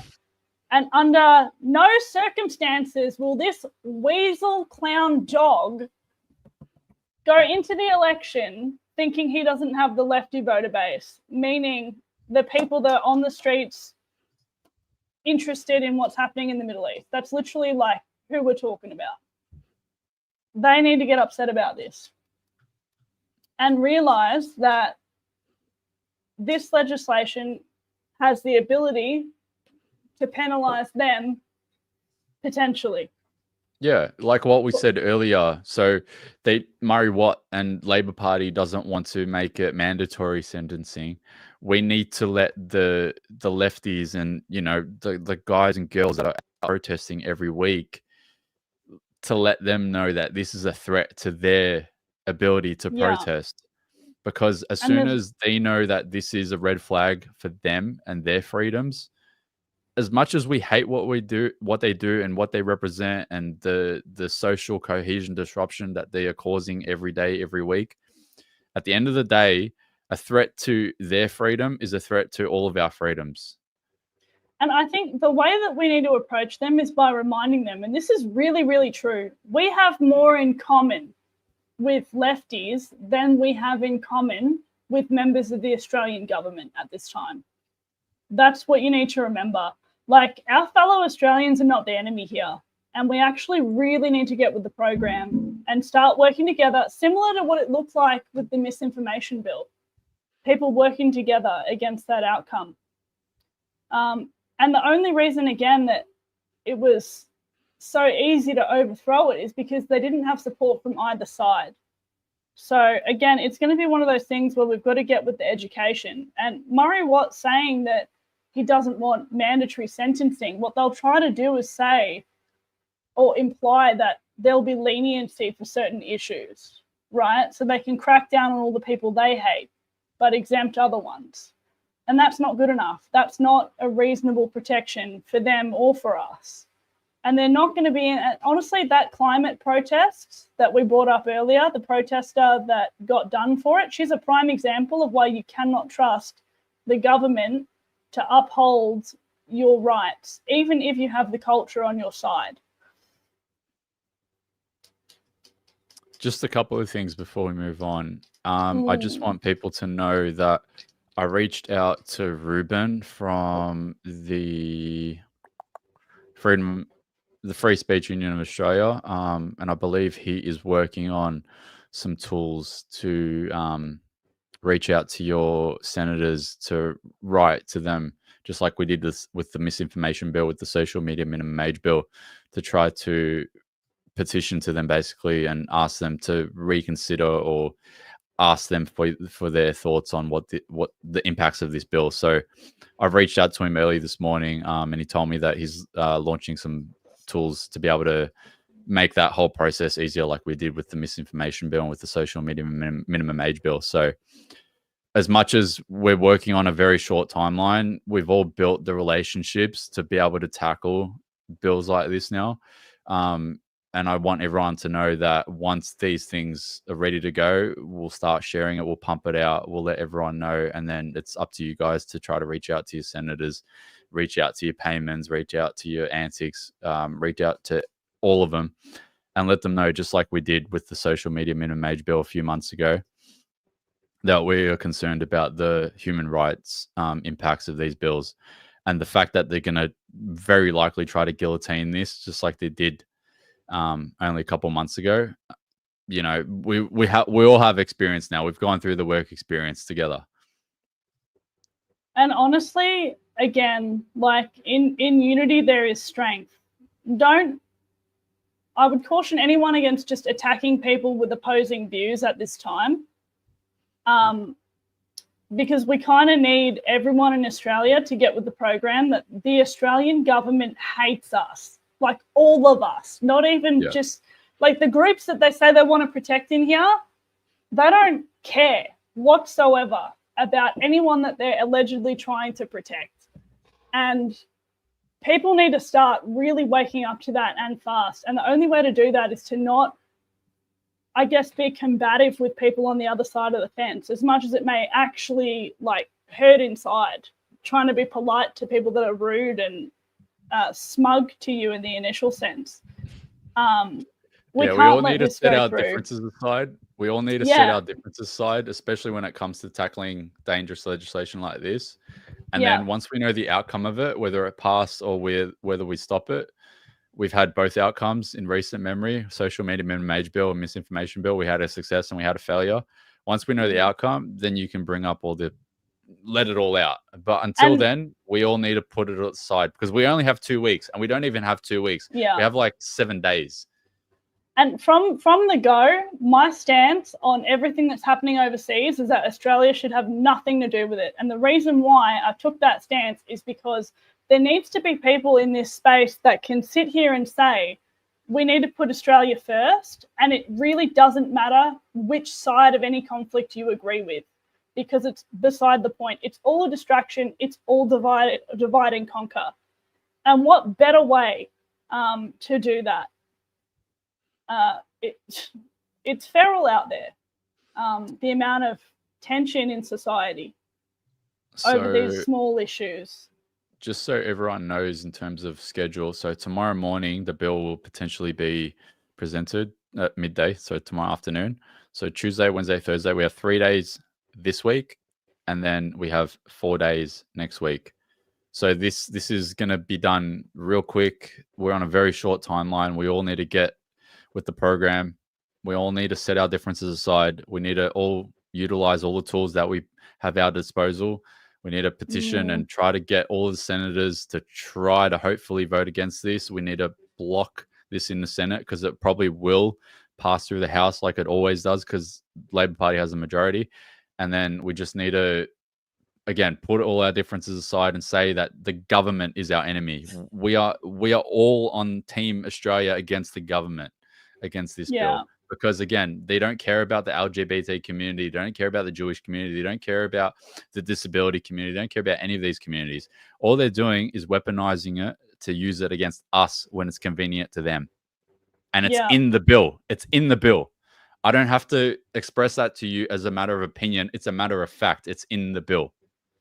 Yeah. And I'm sure we will start like campaigning about all of this as it arises.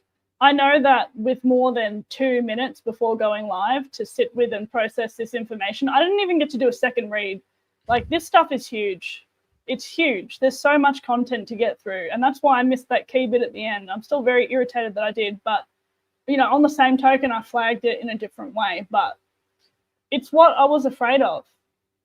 It's everything we should all be afraid of in terms of allowing this to slide.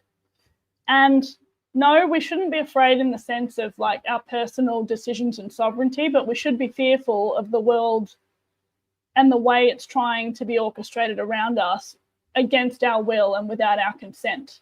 And by fear, I just mean everybody needs to get up, get off your knees and have a problem with this, and we'll be okay. But yeah, immediately, I think the best way forward is to try and get the lefties to flag this as an issue. That's the best way forward. We need them. We need them to defeat this. One thing from earlier this afternoon on ABC, my favorite greenie, Sarah Hanson-Young, she was asked about it, and she said that she supports the bill. I'll see if I can find the part of the interview so you guys can see it, and then we'll wrap it up shortly because it's 11 p.m. Here we go. See if I can just find the part. You can talk for 2 minutes. I'm just going through the comments. Someone made me laugh earlier when they said that their shirt is not pink, it's salmon. That made me laugh after my little hypothetical. If anyone has comments or questions in the comments, throw them our way. I'll show you the part about Sarah Hanson-Young, and then we'll wrap it up shortly. Yeah. Yeah. I need like time personally, and by which I mean just to sleep on it, because the loading wheel is still like pulling all the ways in which this is the worst thing ever. So I'm like spiraling hard at the moment about this in my mind. Yeah.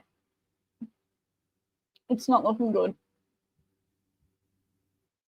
Roy wants to know where his t-shirt is, Anthony, so apparently he wants one in pink now. I don't know if he's missing an order or something. I don't know. But where's my t-shirt? I want one in pink. I don't have one in pink. But if you want a shirt, the link is in my bio, and it's also in the bottom, strangeversigender.com.au. If you want to order a shirt, and I'll send you one tomorrow. I don't have them in pink, though. Yeah. But yeah, it's all right. Don't worry about what Hanson-Young said. This is her on ABC earlier today. She didn't really say anything of that much value. So one thing that anyone that's interested, I basically scan through everything that happens throughout the day, and anything that's of real critical importance, whether it's a breaking news story or whether it's, you know, something that resonates or something that's important because it factors into legislation. I'll clip it and I'll bring it up. So Matt Canavan, one thing that was brought up, his opinion was asked about the bill, and he, just like the social media minimum age bill, he was completely against it. It was actually quite brilliant. I'll see if I can find it because he articulated himself pretty well. Fabulous. I can't hear any audio on that.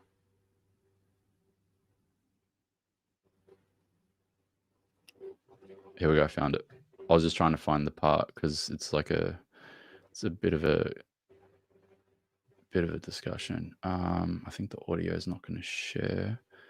I'll just refresh this window.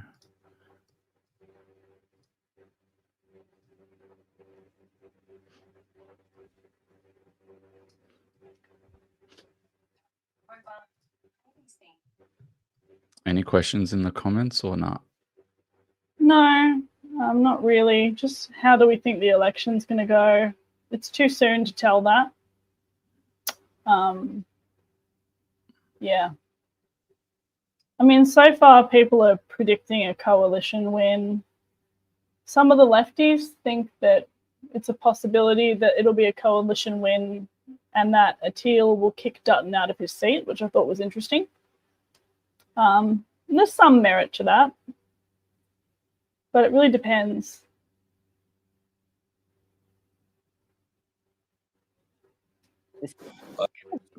Albanese dangerous on how full job and is not facing any particular inflation or higher community campaign around enforce the laws we've got. for your side to vote.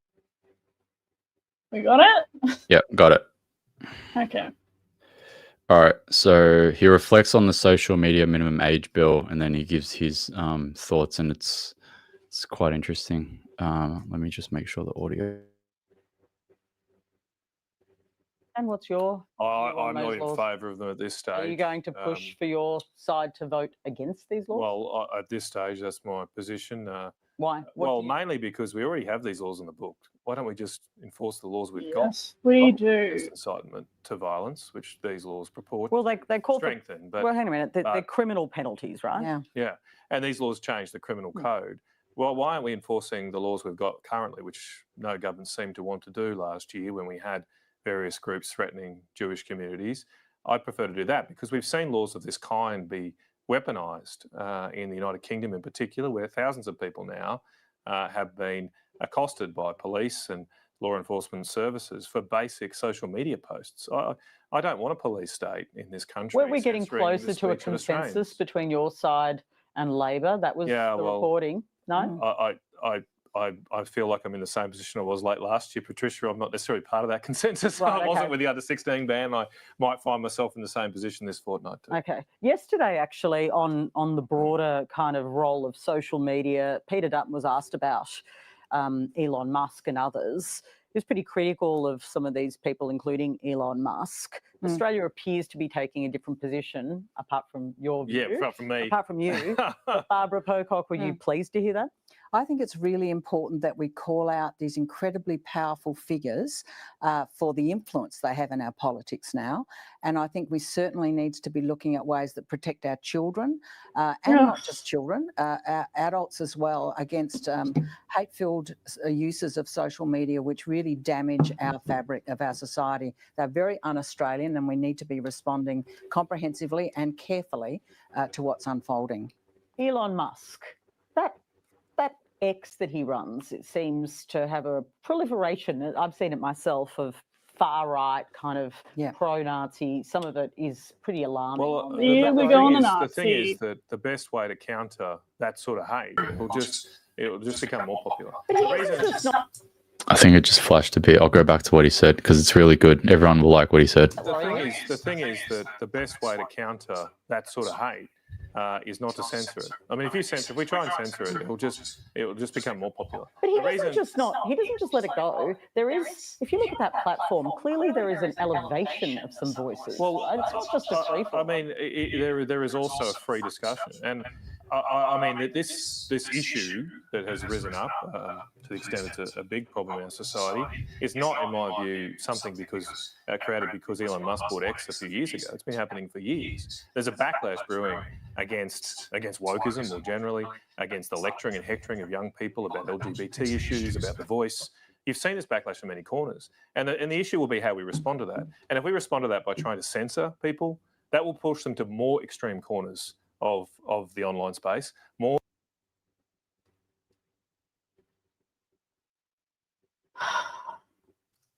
Apparently, there's an echo. But it's all right. You get the point of what he said. Now it's fixed. Is it? Yeah. It's all right, but you get the point of what he said. He's basically looking like my interpretation, and I'll reach out to him. I'll reach out to Matt tomorrow. I'll see what his position on this is, and I guess we'll all get to watch what the position is of other members of parliament Well, formally when they debate the bill tomorrow. well, But yeah. on that, like, they have to tread really carefully at the moment. Like, there's so much pressure as well to toe the party lines because it's an election year, obviously. Yeah. And so I hope that doesn't work to our disadvantage here. We'll call it out if it does start to occur. But I would like to see people have the courage to stand on their principles when it actually counts. And, you just can see exactly where it's going when Patricia Devil's Advocate Carvelis starts reframing questions and interrupting some type of way. And all the children, and then bringing in the N-word, there's not an original thought in the chat right now. Not a single original issue has come out. We are recycling old propaganda, and I'm bored, and it doesn't have to be this way. So. But yeah, I think we'll wrap it up there. We'll go through all of the. I'll go through it myself, and then I'll flag this with Millie if there's anything really important to go through over the week, Tuesday, Wednesday, Thursday, with regards to the Parliament and the debate on the bill. Like I said, it looks like it's going to be telegraphed to be debated from tomorrow. I'll keep you guys all updated on X and all the other platforms.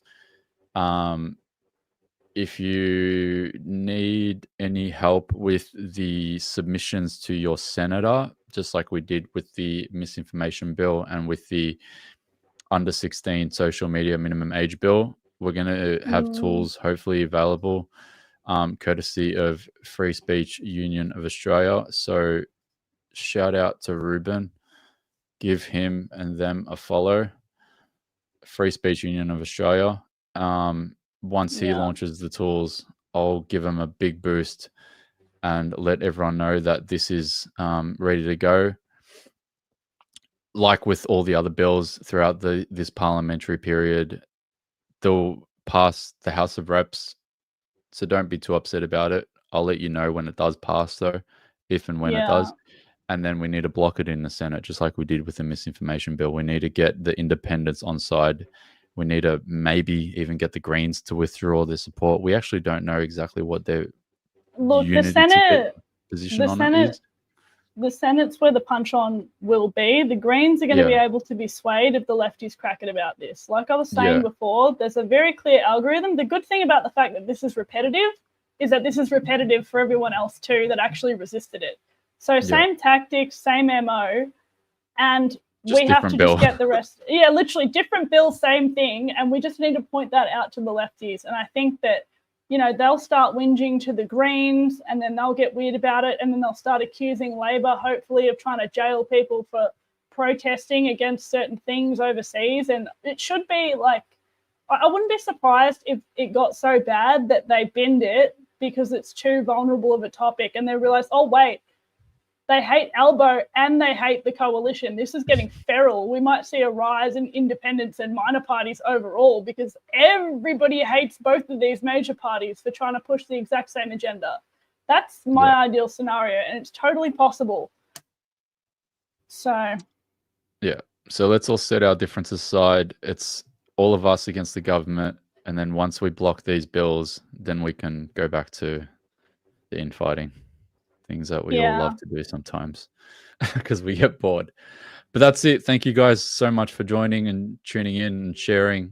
Follow Millie on Instagram because she is always on Instagram. Millverse Government. There's her Instagram. I saw a whole bunch of comments of people saying, where can I follow Millie? Millie's very active on Instagram, so give her a follow there. I am on Twitter as well, but just because... just on X, mainly X. Yeah. But I'm everywhere else. If you want to support our stream and our whole thing, we're doing this all year. We're going to do election coverage. We're going to do a lot of stuff. If you want to support, link in bio on X. Throw us a $5 coffee. It was actually my birthday 3 days ago, and you didn't wish me happy birthday, Millie, and I'm still upset about that. I don't even know what day it is half the time. Okay, everybody for those needs that to are calm watching, down. if you'd like to chip in, It was my birthday 3 days ago, and Millie did not wish me a happy birthday. But if you'd like to wish me a happy birthday, I turned 33 years old.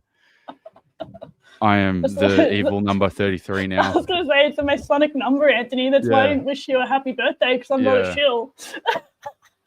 So if anyone wants to wish me a happy 33rd birthday, I'll read your messages. Actually, I haven't gone through messages from the last live stream because we haven't been on live for like 2 months. I promise I'll go through these the next live stream because it's 11:30 almost. But if you want to chip in $5, $10, whatever, it helps a lot. Trust me, it helps so much. It keeps the engine on all this running, especially because it's an election year. There's going to be so much coverage and so many bills and so much crap that we need to cover. But yeah.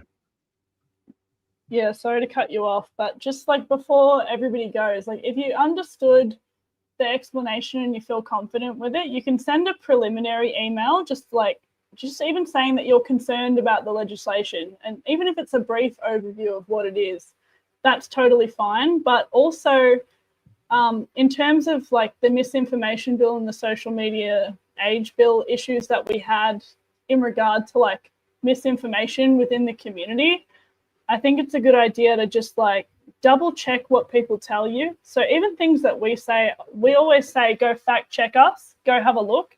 Don't rely on, what people tell you, because oftentimes it undermines the credibility of the entire movement, where people will say something stupid and then now we all look like we don't know what we're standing against, or things like that. So I guess I just want everyone to get involved and start getting empowered. Like I always say, learning the legislation and figuring it out and what's going on. So that's all from me anyway. I'm going to go to the gym. I'm so mad. That's it. Good night, everyone.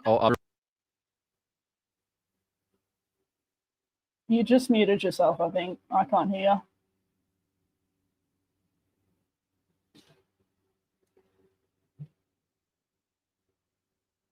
Unless it's me that's the problem, I don't know.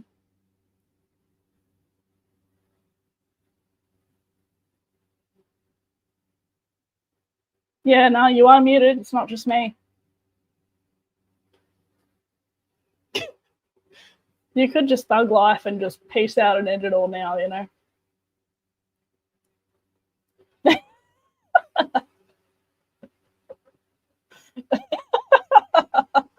All right, good night, everyone. Until we meet again.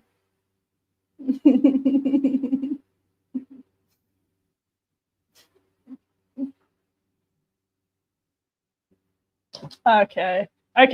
Updates will be coming. He's texting me, by the way, to get past this communication issue. So updates will be available tomorrow from 11 a.m. Of course, he'll always be covering it. We will do our best to weigh in and provide meaningful commentary wherever we can. So if you just make sure you're tracking our socials. Also, the other thing is we might end up shadow banned because of some of the content, regarding this debate, which I think is oh so intentional, because certain words, as we know, get really heavily suppressed in the algorithm. So if you just keep on top of it, really make an effort to deliberately have a look at people that might be trying to provide updates in this space. And yeah, we'll take it from there. That's about it.